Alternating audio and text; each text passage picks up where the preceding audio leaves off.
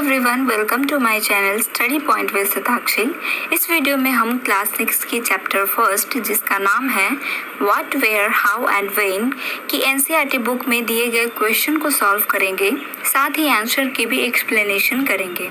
चलिए स्टार्ट करते हैं फर्स्ट क्वेश्चन से। फर्स्ट क्वेश्चन क्या कर रहा है, मैच द फॉलोइंग, यानी कि जो भी जिससे मिलता है उसको मैच करना है। तो चलिए हम लोग मैच करते हैं, देखते हैं। नर्मदा वैली, नर्मदा वैली को हंटिंग एंड गैदरिंग में मैच करेंगे। ठीक है, नर्मदा वैली को हंटिंग एंड गैदरिंग में क्यों मैच करेंगे? वो इसलिए क्योंकि हम लोग इस चैप्टर में पढ़ चुके हैं कि नर्मदा वैली के किनारे, यानी वहाँ पे उनके banks of the river Narmada valley के किनारे, यानी कि वहाँ पे हंटिंग और गैदरिंग लोग रहा करते थे। जो भी हंटिंग किया करते थे, यानी जो भी शिकार किया करते थे, या फिर गैदरिंग यानी कोई भी किसी चीज़ को, फूड को कलेक्ट किया करते थे, वही लोग वहाँ पे रहा करते थे। सेकंड आता है मगध। मगध को हम लोग द फर्स्ट बिग किंगडम में से मिलाएंगे। क्यों मिलाएंगे? क्योंकि मगध में सबसे पहले फर्स्ट किंगडम बना था। ठीक है। थर्ड आता है गारो हिल्स। अर्ली एग्रीकल्चर में इसको मैच करेंगे। तो गारो हिल्स हम लोग इस चैप्टर में पढ़े हैं कि गारो हिल्स के में जो है वहाँ पे सबसे पहले फूड यानी एग्रीकल्चर यानी फूड की क्रॉप की प्रोडक्शन हुआ था, क्रॉप का प्रोडक्शन हुआ था वहाँ पे सबसे पहले। कौन से क्रॉप का? तो उगाए गए थे वीट और बार्ली। ये दोनों क्रॉप जो है वो सबसे पहले गारो हिल्स में उगाए गए थे मेन और वुमेन के द्वारा। फोर्थ आता है Indus and it's tributaries, Indus और उसके ट्रिब्यूटरीज के बारे में। तो इसको मैच करेंगे द फर्स्ट सिटीज से। यहाँ पे द फर्स्ट सिटीज से क्यों मैच किए? तो ये जो है फर्स्ट सिटी से इसलिए मैच किए क्योंकि यहीं पे सबसे पहली सिटीज बनी थी। ठीक है। अब आते हैं गंगा वैली। गंगा वैली को हम लोग सिटीज अबाउट 2500 ईयर्स अगो के साथ मैच करेंगे। क्यों मैच करेंगे? क्योंकि 2500 ईयर पहले जो है सिटीज के बारे में यहीं से हम लोग को पता चला था। ठीक है। अब हमारा सेकंड क्वेश्चन देखते हैं क्या है। सेकंड क्वेश्चन है list one major differences between manuscripts and inscription. Manuscripts और इंस्क्रिप्शन, ये दोनों जो चीज़ें हैं, ये दोनों जो ऑब्जेक्ट हैं, ये जो दोनों जो थिंग्स हैं, इनके बीच में डिफरेंसेस करना है। एक डिफरेंस बताना है कि मैन्युस्क्रिप्ट्स और इंस्क्रिप्शन में दोनों में अलग अलग क्या क्या डिफरेंसेस हैं। ओके, चलिए देखते हैं। पहला हम लोग लिखे मैन्युस्क्रिप्ट जो है वो पाम लीफ पे हाथों के द्वारा लिखा जाता है और उसके साथ साथ जो बर्च ट्री है उनके बार्क पे लिखा जाता है। ठीक है। एंड इंस्क्रिप्शन किसको कहते हैं? This are writing on hard surface such as stone और मेटल्स। ये राइटिंग जो है वो हार्ड सरफेस पे लिखी जाती हैं जैसे कि स्टोन और मेटल। ये दोनों डिफरेंसेस हैं कि मैन्युस्क्रिप्ट्स में पाम लीव्स पे लिखे जाते हैं और हाथों के द्वारा लिखे जाते हैं, एंड इंस्क्रिप्शन में जो है वो हार्ड सरफेस पे राइटिंग लिखा जाता है जैसे कि स्टोन और मेटल। अब हम चलते हैं थर्ड क्वेश्चन पे। रिटर्न टू रसीदास question, can you think of some answer to it. Chapter में हम लोगों ने रसीदा का क्वेश्चन को डील किया था सबसे पहले। मेरे वीडियो के पार्ट 1 में जो इस चैप्टर को एक्सप्लेन किए हैं उसमें जाकर देखिए कि रसीदा का क्वेश्चन था। तो क्या आप इसके बारे में इसके क्वेश्चन का आंसर दे सकते हैं? इसके क्वेश्चन का आंसर सोच सकते हैं? आपको बताना है। चलिए देखते हैं। Rasida's question was, how could anyone know what had happened so many years ago? रसीदा का सबसे पहले जानेंगे कि रसीदा का क्वेश्चन क्या था। तो रसीदा का क्वेश्चन था कि इतने वर्षों पहले की बात जो है हम लोग अभी कैसे जान सकते हैं।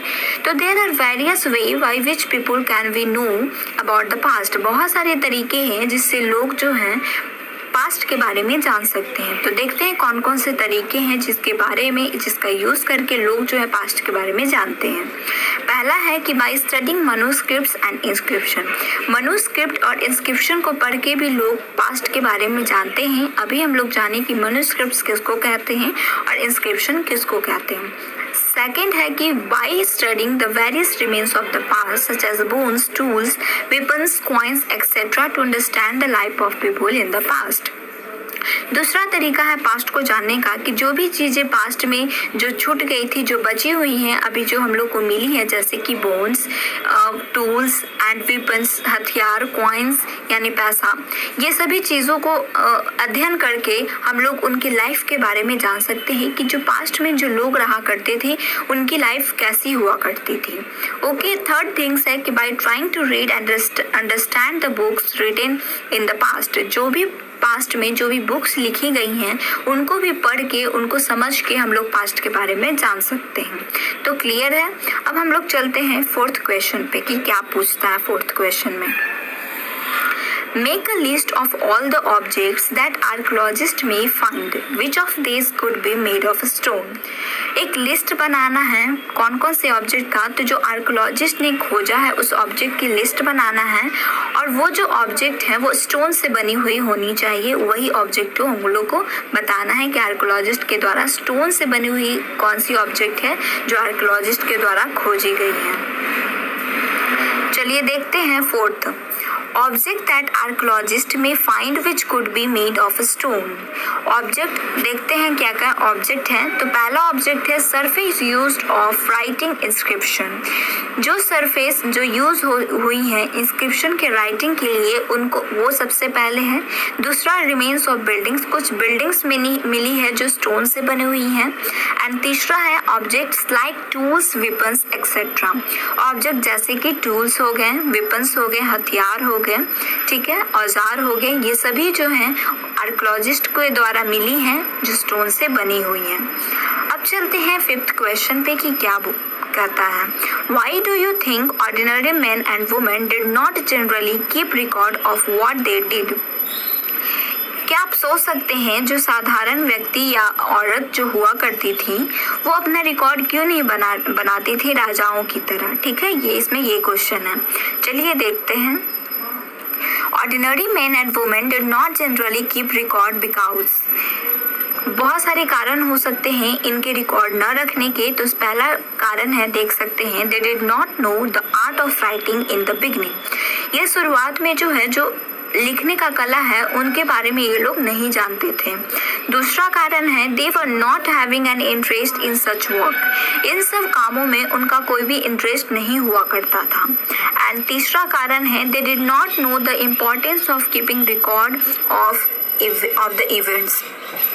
उनको इम्पोर्टेंस इसकी नहीं पता था, ठीक है, उनकी इम्पोर्टेंस नहीं पता था कि ये रिकॉर्ड को रखने में क्या इम्पोर्टेंस हो सकता है। ठीक है, राजा जो जीतते थे वो क्या करते थे, वो अपना एक रिकॉर्ड रखा करते थे, उनको ये सब चीज़ मालूम था इसलिए ये सब किया करते थे।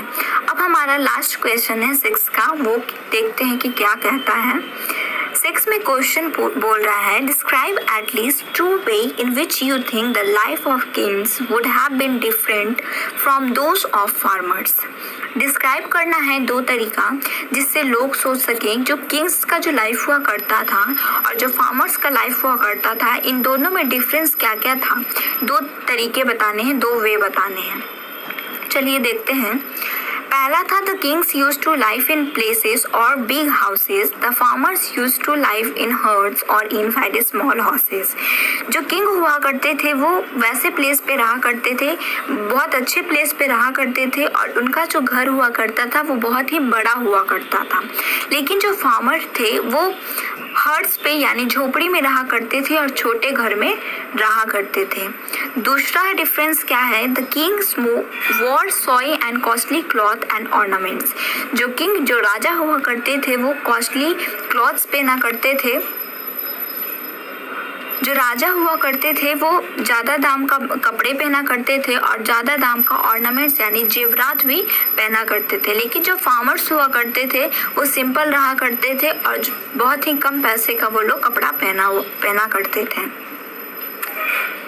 ओके, अगर मेरे चैनल पे आप नए आए हैं तो प्लीज़ मेरे चैनल को लाइक कीजिए, शेयर कीजिए और सब्सक्राइब कर दें, करके बेल आइकन को हिट भी कर दीजिएगा जिससे मेरी वीडियो की नोटिफिकेशन आप तक पहुंचती रहेगी। और अगर आप इस चैप्टर को अभी तक नहीं पढ़े हैं तो इस वीडियो के डिस्क्रिप्शन में लिंक दी गई है, वहां जाकर आप लिंक पर क्लिक करके वीडियो को देख सकते हैं। थैंक यू सो मच, आज के लिए यहीं तक।